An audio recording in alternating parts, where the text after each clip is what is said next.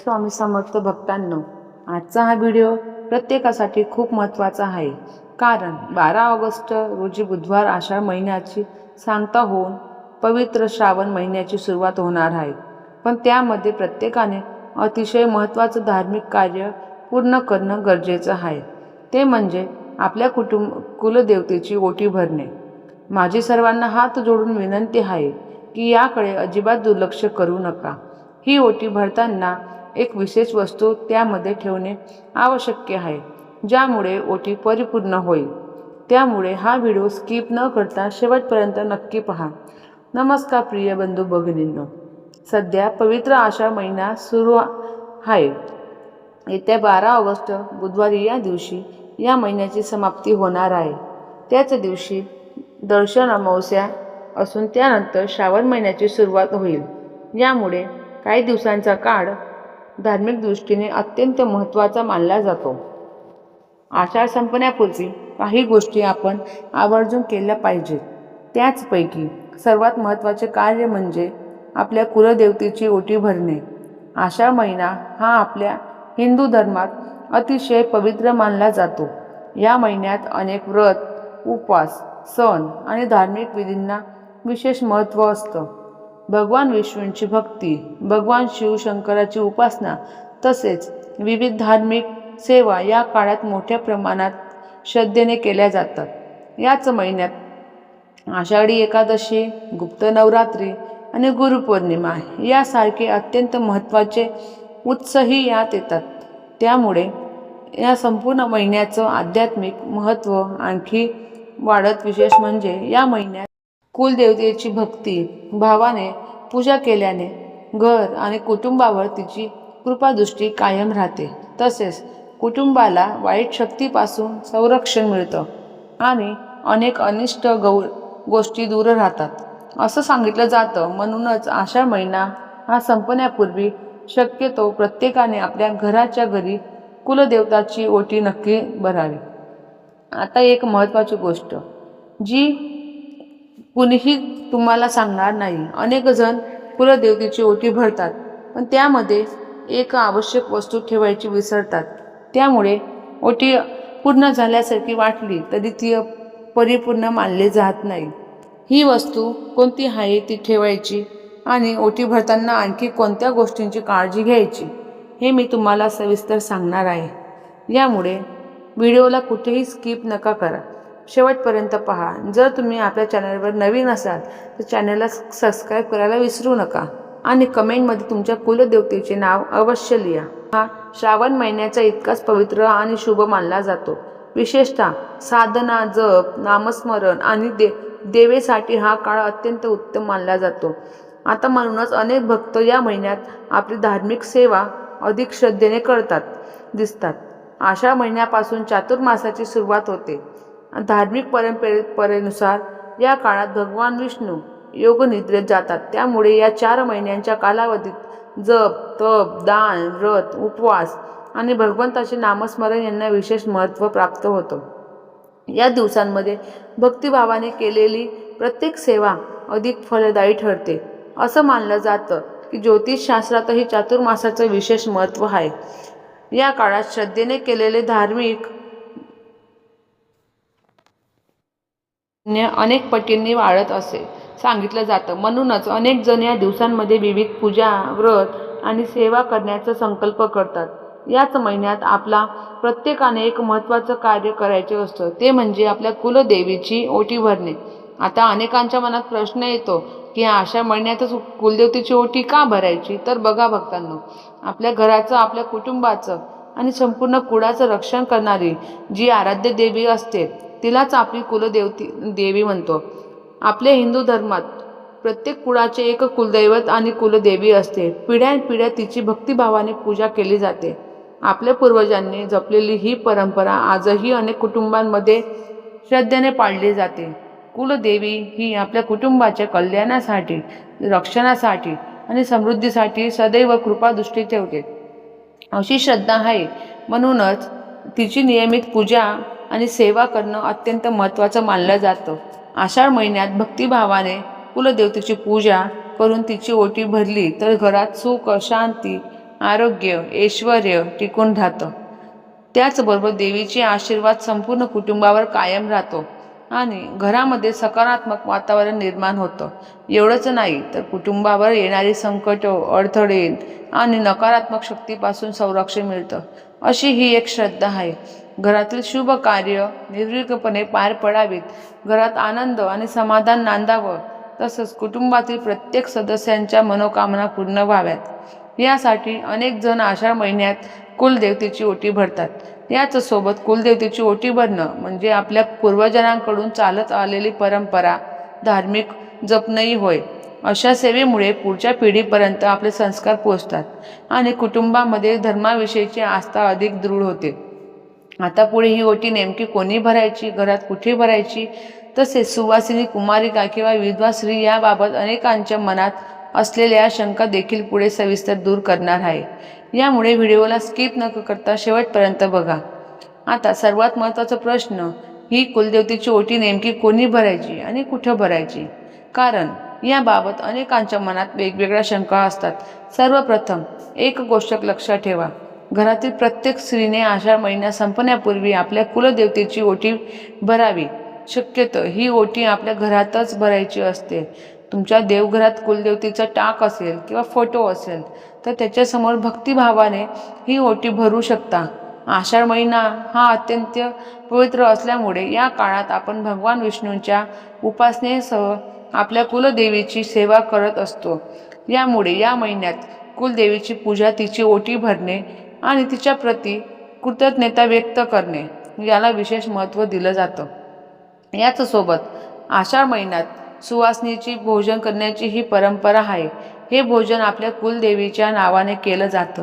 कुलदेवीचा आशीर्वाद आपल्या कुटुंबावर कायम राहावा, घरात सुख, शांती आणि समृद्धी नांदावी या भावनेनं अनेक कुटुंबांमध्ये ही सेवा केली जाते. जर तुम्ही अजून सुवासिनीचे भोजन केलं नसेल तर आषाढ महिन्यातील कोणालाही मंगळवारी किंवा शुक्रवारी कुलदेवीच्या नावाने ते करू शकता. आपल्या शक्तीनुसार आणि श्रद्धेनुसार ही सेवा करावी. तसंच आषाढ महिन्यातील मंगळवारच्या व्रतालाही खूप महत्त्व आहे. अनेक घरांमध्ये सुवासिनी स्त्रिया या महिन्यातील प्रत्येक मंगळवारी श्रद्धेने व्रत करतात. कारण घरातली स्त्री ही घराची लक्ष्मी मानली जाते. तिच्या भक्तीमुळे संपूर्ण कुटुंबाला शुभ फल मिळावं ही त्यामागची भावना असते. असं सांगितलं जातं की जेव्हा घरातली स्त्रियांमध्ये श्रद्धेने आषाढातील मंगळवारचा व्रत करतात तेव्हा मुलाबाळाचं कल्याण होतं, कुटुंबात आनंद वाढतो आणि अखंड सौभाग्यवती प्राप्ती होते. त्यामुळे अनेक कुटुंबांमध्ये ही परंपरा आजही भक्तिभावाने पाळली जाते. आता आणखी एक महत्त्वाची गोष्ट, आषाढ महिन्यात आपल्या कुलदेवीसाठी काही विशेष सेवा करणं, कुलाचार, कुलधर्म पाळणं यालाही मोठं महत्त्व आहे. म्हणूनच या काळात कुलदेवतेची ओटी भरण्याची परंपरा जपली जाते. तुम्ही कदाचित अशीही काही घरं पाहिली असतील जिथे लोकांना स्वतःची कुलदेवी कोण आहे हेही माहीत नसतं. त्यामुळे आपल्या कुळाची परंपरा जाणून घेणं आणि कुलदेवीची सेवा करणं किती आवश्यक आहे हे प्रत्येकाने समजून घ्यायला हवं. आपल्या स्वामींच्या केंद्रामध्ये ही नेहमी एक गोष्ट सांगितली जाते की आपल्या कुलदेवीची सेवा प्रत्येकाने केलीच पाहिजे. वर्षातून किमान एकदा तरी आपल्या कुलदेवीच्या मूळ स्थानाला जाऊन तिचं दर्शन घ्यावं आणि तिची ओटी भरावी अशी शिकवण दिली जाते. परंतु प्रत्येकालाच ते शक्य होत असं नाही. अंतर, वेळ किंवा इतर काही अडचणी असू शकतात. अशा वेळी मनात कोणताही संकोच ठेवू नका. तुम्ही आपल्या घरीही पूर्ण श्रद्धेने कुलदेवीची ओटी भरू शकता. भक्ती आणि भाव सर्वात महत्त्वाचा असतो. आता ही ओटी नेमक्या कोणत्या दिवशी भरायची, कोणता दिवस सर्वात योग्य आहे आणि जर त्या दिवशी काही अडचण आली तर काय करायचं, तसेच ओटी भरण्यापूर्वी कोणती तयारी करायची हे सविस्तर जाणून घेऊया. आषाढ महिन्यात तुम्ही कोणत्याही मंगळवारी किंवा शुक्रवारी कुलदेवीची ओटी भरू शकता. कारण हे दोन्ही दिवस देवीच्या उपासनेसाठी अत्यंत शुभ मानले जातात. त्यामुळे या 2 दिवसांपैकी तुम्हाला जो दिवस सोयीस्कर वाटेल त्या दिवशी श्रद्धाने आणि मनापासून ही सेवा करा. या आषाढ महिन्यात एकूण 4 मंगळवार आणि 4 शुक्रवार येतात. त्यामुळे तुम्हाला योग्य दिवस निवडण्यासाठी पुरेसा वेळ मिळतो. कोणत्याही एका मंगळवारी किंवा शुक्रवारी कुलदेवतेची ओटी भरली तरी ती पूर्ण श्रद्धेने केल्यामुळे तिचं महत्त्व तितकंच राहते. समजा काही कारणांमुळे मंगळवारी किंवा शुक्रवारी ओटी भरणं शक्य झालं नाही तर त्याचीही काळजी करू नका भक्तांनो. एखादी अडचण आली असेल, सुतक असेल किंवा पाडीचा काळ असेल किंवा दुसरं काही कारण असेल तरी आषाढ महिना संपण्यापूर्वी 12 ऑगस्टच्या आधी कोणत्याही शुभ दिवशी तुम्ही कुलदेवतेची ओटी भरू शकता. कारण संपूर्ण आषाढ महिना हा पवित्र आणि शुभ मानला जातो. आता ओटी कशी भरायची याकडे वळूया. ही ओटी शक्यतो पारंपरिक पद्धतीने भरावी. कारण आपल्या कुलदेवतेची मानसन्मान करत असतो, त्यामुळे पूजा करताना मनात श्रद्धा आणि चेहऱ्यावर प्रसन्नता असणं हे सर्वात महत्त्वाचं आहे भक्तांनो. जर तुमच्या देवघरात कुलदेवतीचा टाक असेल तर त्याच्यासमोर ओटी भरावी आणि जर टाक नसेल तर कुलदेवतीचा फोटो तर सगळ्यांच्या घरी असतोच, त्याच्यावर तुम्ही शक्य असेल तर आपल्या कुलदेवतीच्या मूळ स्थानाला जाऊन ही ओटी भरली तरी उत्तम. आता एक महत्त्वाचा प्रश्न, ही ओटी नेमकी कोणी भरावी? घरातली सुवासिनी स्त्री ही ओटी भरावी, पण जर काही कारणांमुळे सुवासिनीला स्त्रीला हे करणं शक्य नसेल तर घरातील कुमारिका मुलगी देखील ही ओटी भरू शकते. त्याशिवाय अनेकांच्या मनात एक शंका असते की विधवा स्त्री कुलदेवतेची ओटी भरू शकते का? याचं उत्तर आहे होय, नक्की भरू शकते. मनात कोणताही गैरसमज ठेवू नका. प्रत्येक स्त्रीला आपल्या कुलदेवीची भक्तिभावाने सेवा करण्याचा पूर्ण अधिकार आहे. त्यामुळे विधवा स्त्री असो किंवा कुमारिका असो किंवा सुवासिनी असो, श्रद्धा आणि भक्तिभाव असेल तर ती कुलदेवतेची ओटी भरू शकते. म्हणूनच कोणालाही शंका मनात ठेवू नका. आपल्या कुलदेवतेची सेवा मनापासून करा. देवीला भक्ती महत्त्वाची असते. आता पुढे ओटी भरण्याची प्रत्यक्ष तयारी सुरू करायची आहे. सर्वप्रथम देवघरात कुलदेवीचा टाक असेल तर तो स्वच्छ पुसून घ्या. शक्य असेल त्यावर अभिषेकही करा. जर फोटो असेल तर तोही स्वच्छ करून घ्या. त्यानंतर एक पाट घ्या. त्यावर कुलदेवीचा टाक आणि फोटो व्यवस्थित स्थापित करा. त्यानंतर सर्वप्रथम कुलदेवीला हळद, कुंकू आणि अक्षता अर्पण करा. देवीसमोर एक दिवा प्रज्वलित करा. त्यानंतर धूप, दीप आणि अगरबत्ती दाखवा. शक्य असल्यास लाल रंगाची फुलं अर्पण करा. ही पूजा झाल्यानंतर कुलदेवीची ओटी भरण्यास सुरुवात करा. आता ओटीमध्ये कोणकोण वस्तू ठेवायच्या, प्रत्येक वस्तू कशी मांडणी करायची, नारळ कसा ठेवायचा, कोणतं वस्त्र घ्यायचं, संपूर्ण ओटी पारंपरिक पद्धतीने कशी भरायची हे जाणून घेऊन या. सर्वप्रथम लक्षात ठेवा, कुलदेवीची ओटी ही खण आणि नारळानेच भरायची असते. हीच पारंपरिक पद्धत मानली जाते. नारळ घेताना एक गोष्ट आवर्जून लक्षात ठेवा, ज्या नारळमध्ये पाणी असेल असा चांगला नारळ निवडायचा. तुटलेला, खराब किंवा सुकलेला नारळ वापरू नका. आता खणाबद्दल बोलायचं झालं तर शक्य असेल तर खणाची साडी घ्यावी. जर खणाची साडी उपलब्ध नसेल तर खणाचा ब्लाऊज पीस घेतला तरी चालतो. तसंच अनेक ठिकाणी कुलदेवीची ओटी नऊवारी साडीने भरली जाते. तुम्हालाही शक्य असेल तर नऊवारी साडी वापरू शकता, पण नऊवारी साडी घेणे शक्य नसेल तर सहावारी साडी घेतली तरी काही हरकत नाही. आणि जर साडी घेणेही शक्य नसेल तर साधा ब्लाऊज पीस घेतला तरी चालतो. पण इथे एक गोष्ट विशेष लक्षात ठेवायची, या कुलदेवीला अर्पण करायचं वस्त्र सुती किंवा रेश असावं. कारण देवतेकडून येणाऱ्या सात्विक लहरी ग्रहण करण्याची आणि त्या टिकून ठेवण्याची क्षमता अशा वस्त्रांमध्ये अधिक असल्यास सांगितलं जातं. त्यामुळे शक्यतो सुती किंवा रेशमी वस्त्र निवडा. आता ओटी कशी मांडायची ते पाहू. सर्वप्रथम एक ताट किंवा तामण घ्या. त्या ताटामध्ये सर्वात आधी साडी किंवा ब्लाऊज पीस व्यवस्थित अंथरा.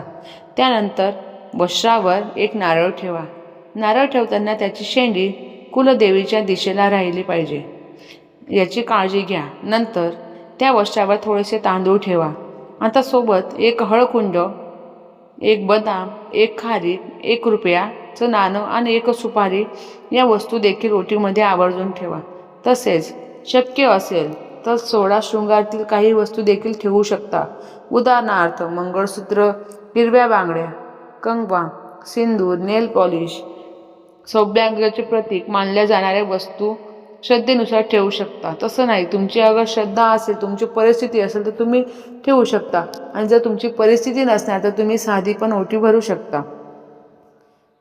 गजरा किंवा फुलाची वेणी मध्ये अर्पण करू शकता. जर तेही मिळालं नाही तर एक गुलाबाचं फूल अर्पण केलं तरी चालेल.